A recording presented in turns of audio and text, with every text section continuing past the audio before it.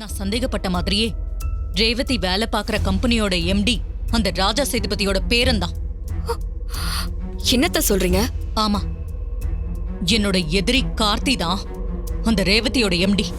அத்தை, அதுக்கு சான்ஸே இல்ல. ரேவதி வேலை பார்க்குற கம்பெனிக்கு நான் தான் நேர்லயே போய் பார்த்துட்டு வந்தனே. செல்ஃபி எடுத்துட்டு வந்தும் உங்ககிட்ட போட்டோவை காட்டினேனே. அதுதான் கலா, அவன் உன்னை நல்லா ஏமாத்திருக்கான், நீயும் ஏமாந்துட்டு வந்திருக்க. என்னையும் ஏமாத்த ட்ரை பண்ணான், ஆனா நான் ஏமாறல. அப்படியா? நீங்க எதுக்காக அங்க போனீங்க? ரேவதியோட எம்டி தான் எங்களை காப்பாத்துனதுன்னு சொன்னப்பவே எனக்கு கன்ஃபார்ம்டா அவன் மேல டவுட் வந்துருச்சு. நம்ம வீட்டுக்கு வந்தப்போ என்னால அவனை பார்க்க முடியல. இது கூட அவனோட பிளானா தான் இருக்கும். அதான் நான் இன்னைக்கு நேரா அவனோட ஆபீஸ்க்கே போயிட்டேன். என்னாச்சு அதுக்கப்புறம்? நான் வரேங்கிறது தெரிஞ்சு அவன் அங்க வேற ஒருத்தரை கம்பெனியோட எம்டியா நடிக்க வச்சிட்டான். ஆனா அவன் இந்த மாதிரி ஏதாவது கிரிமினல் வேலை செய்வான்னு நான் கெஸ் பண்ணேன். அதனால நான் வெளியே வெயிட் பண்ணேன், உண்மை என்னன்னு தெரிஞ்சுக்கிட்டேன். பெரிய கேடியா இருக்கான் அவன். ஆமா, இனியும் அவனை இப்படியே விடக்கூடாது. அவன் மெல்ல மெல்ல ரேவதிய நெருங்கிட்டான். இதுக்கு ஒரு என் கார்டு போடணும். சோ நான் ஒரு முடிவெடுத்திருக்கேன். என்ன முடிவு எடுத்திருக்கீங்க?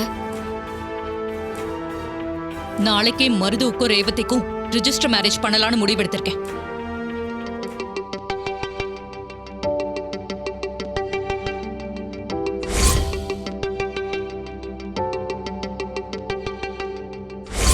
அவரு உன்னை விரும்புறாருன்னு அர்த்தம்.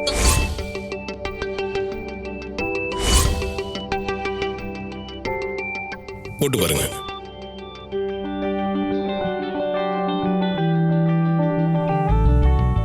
நல்லா இருக்குங்க. அக்கா சொன்ன மாதிரி சாருக்கு என்ன பிடிச்சிருக்கா, அதனாலதான் இவ்ளோ ரிஸ்க் எடுத்து என்னையும் அம்மாவையும் காப்பாத்தினாரா? சச்சே, அப்படிலாம் இருக்காது. அக்கா தெரியாம சொல்றா. செயினை வச்சுதான் என்ன காப்பாத்தினதா சார் தான் சொன்னாரே. சார் கிட்ட சொன்ன மாதிரியே என் உயிரையும் என் அம்மா உயிரையும் காப்பாத்தினது இந்த செயின் தான். இது என்னோட லக்கி செயின்.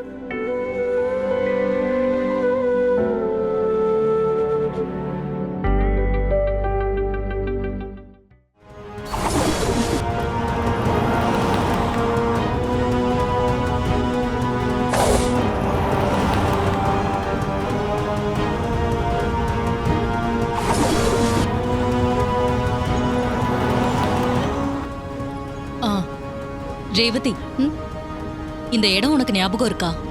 நல்ல ஞாபகம் இருக்குமா. சின்ன வயசுல இங்கதானே திருவிழாக்கெல்லாம் கடை போடுவாங்க. பரவாயில்லையே, மறக்காம ஞாபகம் வச்சிருக்கேன்.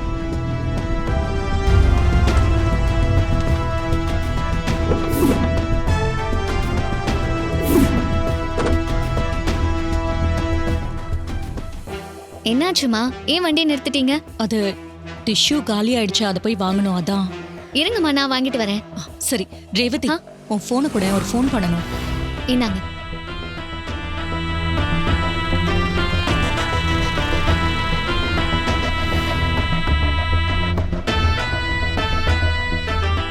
உன் போனை ஒரு காரணத்தோடு தான் ஃப்ளைட் மோட்ல போடுறேன் ரேவதி.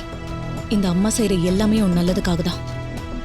கார்த்தியை பத்தின ஞாபகம் உனக்கு வரத்துக்குள்ள உனக்கும் மருதுவுக்கும் எப்படியாவது கல்யாணம் பண்ணணும்.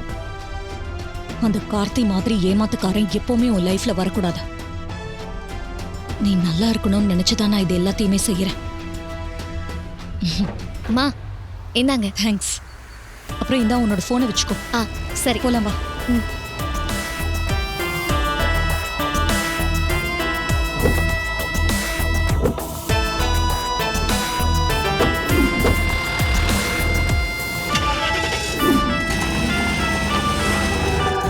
கலா, இப்பவாவது இந்த கல்யாணம் நல்லபடியா நடந்துரும்ல? இது பக்கா பிளான். கண்டிப்பா இது நடக்கும். காதும் காதும் வச்ச மாதிரி ஸ்மூத்தா முடிச்சுட்டு போய்கிட்டே இருப்போம். நீ எதுக்கும் கவலைப்படாத.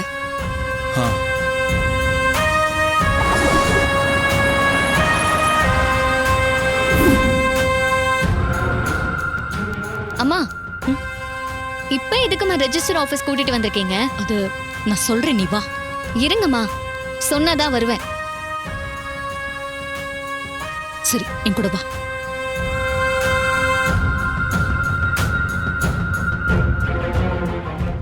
ரேவதி, அம்மா எது பண்ணாலும் உன் நல்லதுக்காக தான் பண்ணுவேன்னு நீ நம்புறியா? நம்புறேம்மா. அப்ப நான் சொல்றத கவனமா கேளு.